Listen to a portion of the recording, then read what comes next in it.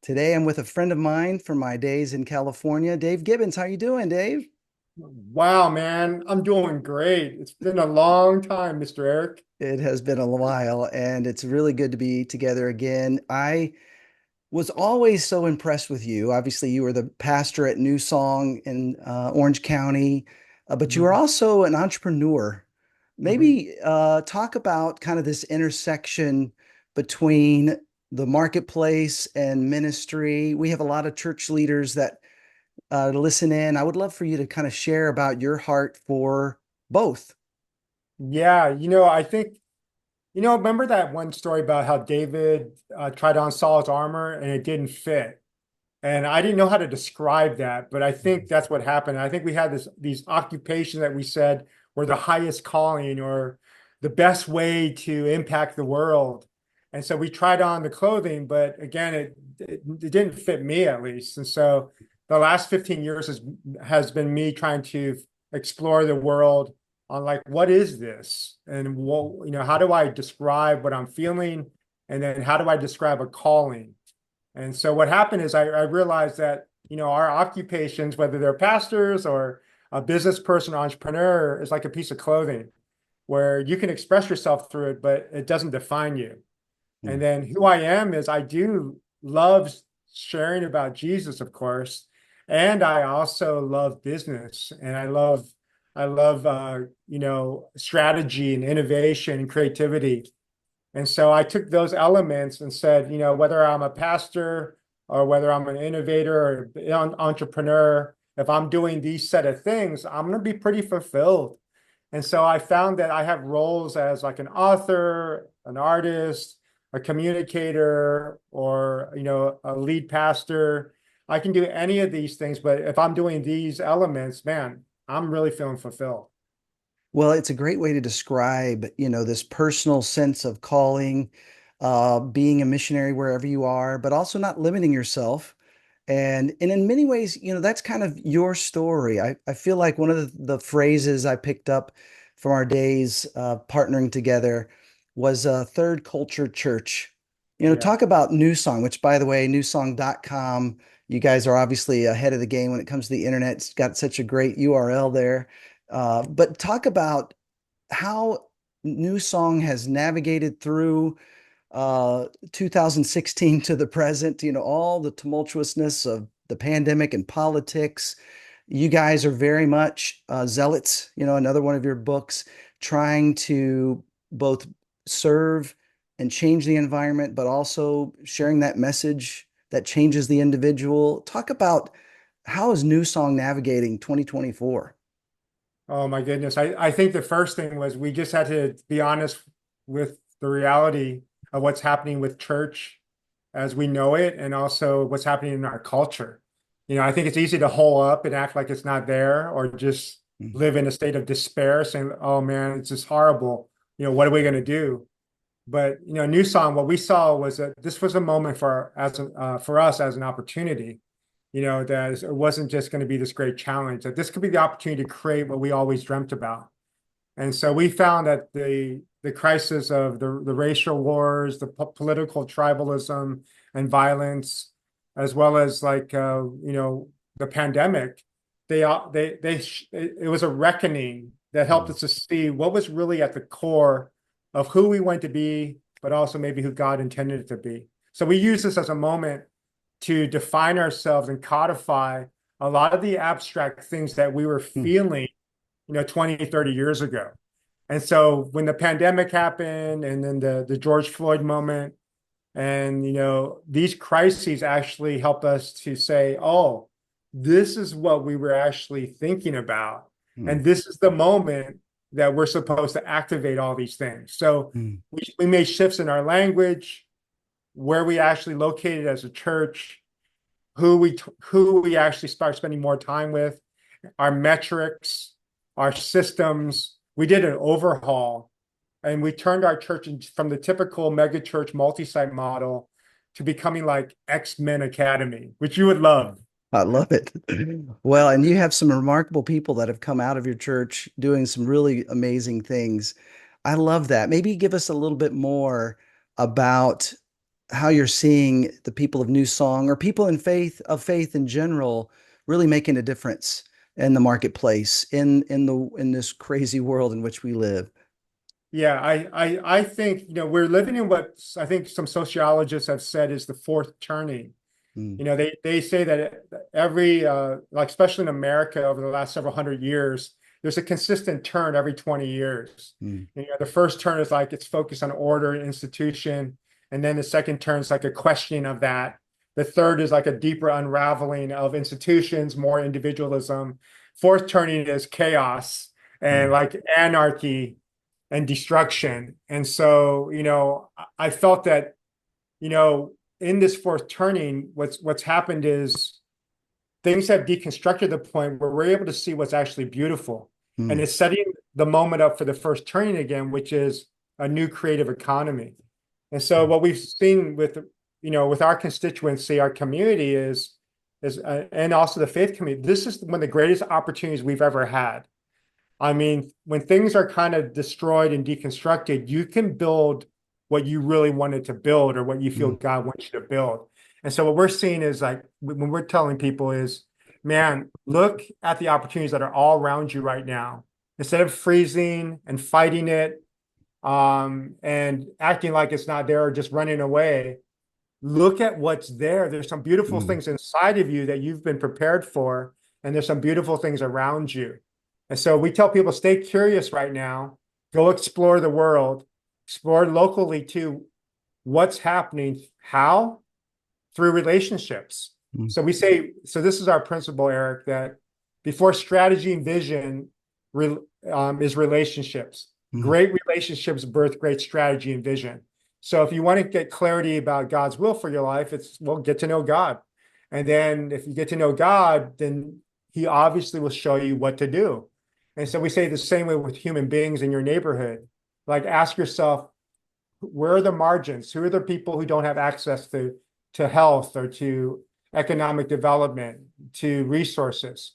And start loving people there. And then you'll get clear direction of where you're supposed to move. mm. So good. You're not only a pastor, author, speaker, you're an advisor in the corporate world. Maybe knowing we've got some church leaders that are still trying to get their footing in this increasingly post-Christian world. What are some advice you would give? How would you advise church leaders nowadays? Well, I think it's a mindset shift where, in the past, we're thinking, how do we create a venue where everybody's coming to, and then we get them locked in to come to services, get them locked in to come to small groups, 80% participation goal, and then they're volunteering, they're giving their money. So it's really to kind of get into our city on a hill in a way, Mm, where we become like the Babel. But the vision is actually opposite. It should be like a university setting or a boutique academy, where our vision, just like with your kids, is to launch them into their future. So I mm, tell pastors the way you want to design this is literally think about your sons and daughters. How would you want a pastor to treat your artistic, creative son or daughter? Or if they're an entrepreneur and not like a pastoral missionary type, how would you want the pastor to develop them? You wouldn't want them to put them through the factory of your church and just plug them into your thing right. so that they become a number and then they just start to give and spend all their time serving the church. I said you would want them like a boutique school to take the time to get to know my kid, man. Mm, Find out what they care about, what they love, what their unique gifts are, and then give them and support them with the resources to achieve the dream that God's given them. mm, I said, create a church, a community like that, where you're really caring about the individuals that really want to grow and flourish, and are willing to put the resources in. Figure out like how you can support them versus like anchoring them in your institution. mm. So good. Well, I want to make sure we spend a little bit of time talking about your new book. I was so excited that you've written a memoir. It's called The Shape of My Eyes, a memoir of race, faith, and finding myself. We'll be giving away free copies to some of you who are signed up for my email newsletter. But talk about your story a little bit, Dave. What maybe motivated you to write this memoir, and what are you hoping people will get when they read it? Eric, you didn't know about this, but recently in the last few years, I discovered secrets in my family. You know, Oh. first of all, it was the secret of myself where I got diagnosed with PTSD. And so Wow. I had asked myself, well, what the heck were my traumas? And then Hmm. as I reflected on it, I said, yeah, there was a couple traumatic events that I just maybe glossed over. So I Hmm. said, I need to dive into that. And then the question is, are there traumas in my history with my Hmm. family? And then so the other trauma I realized was my parents' divorce and Hmm. police cars coming that night, and then eventually Oh, wow. my mom's death. Hmm. Um, so anyway, that was the secret, like the traumas that I experienced, and potentially my parents that they never shared about. Wow. So yeah, so that was one of the things that precipitated the writing. But then also this discovery that you don't know about is, I always describe myself as I'm half Korean, I'm half American, and that would be always my line. If you look at me, you can tell Koreans have some pretty strong genes because I look like I'm 100% Korean. But I always believed I was half Caucasian, half Korean. But my wife, she never believed that, right? So Huh. I went to prove her wrong with the DNA tests that were coming out. So I got the DNA test and it said like I'm 100% Korean. Wow. And so it was a total like, and what's crazy is my dad told me that I was from him, and then the birth certificate has his name on it. And so, so it confirmed the fact that I believe that he's my biological father. So, anyways, this came out. And so I said, hey, how many secrets are there that Yeah. I don't know about? So it made me want to explore that through the writing of my stories. So the story, my memoir helped me to process that and to Hmm. bring some healing and even to bring me to a place I can call home now. Wow. Wow. I did not know some of this. I remember that joke over the Yeah, years when we were yeah, together.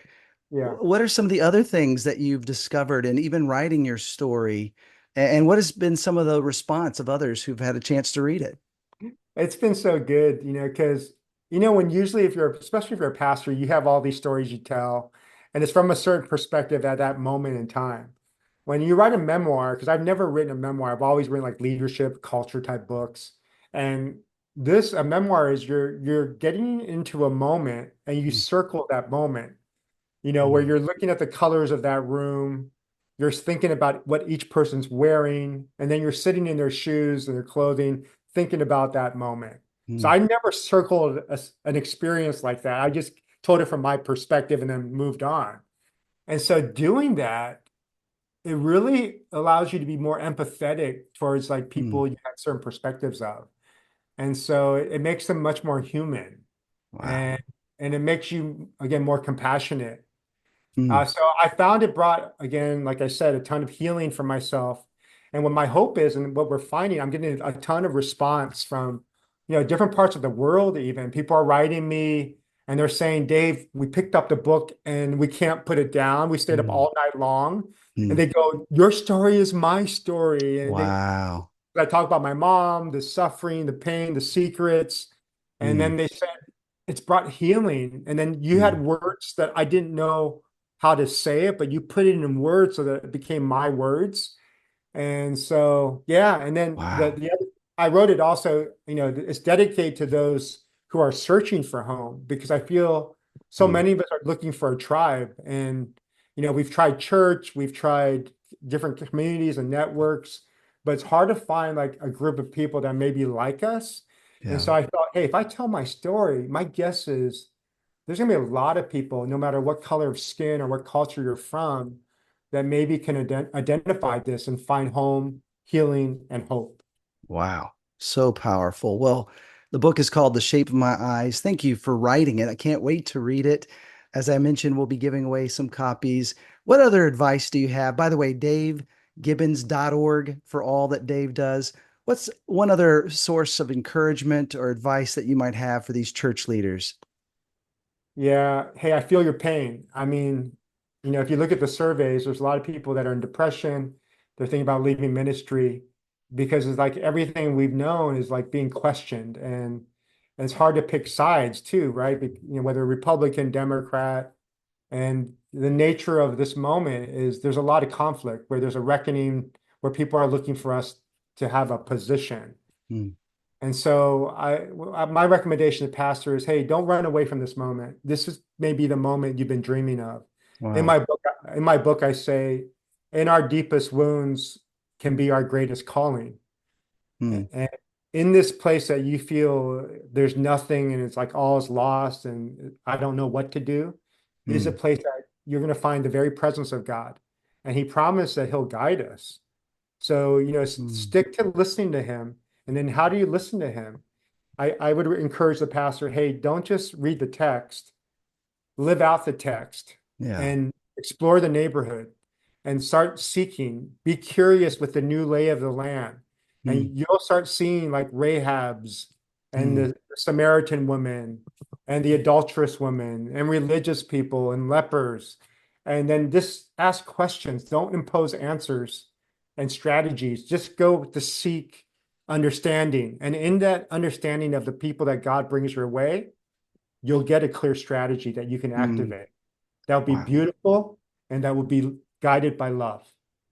I love it. Dave, thanks for all you do. Thanks for your friendship all these years. Keep up the great work. Hey, bro, it's always good talking to you. I love your spirit and I'm glad you're doing well. You look great. Thanks, bro.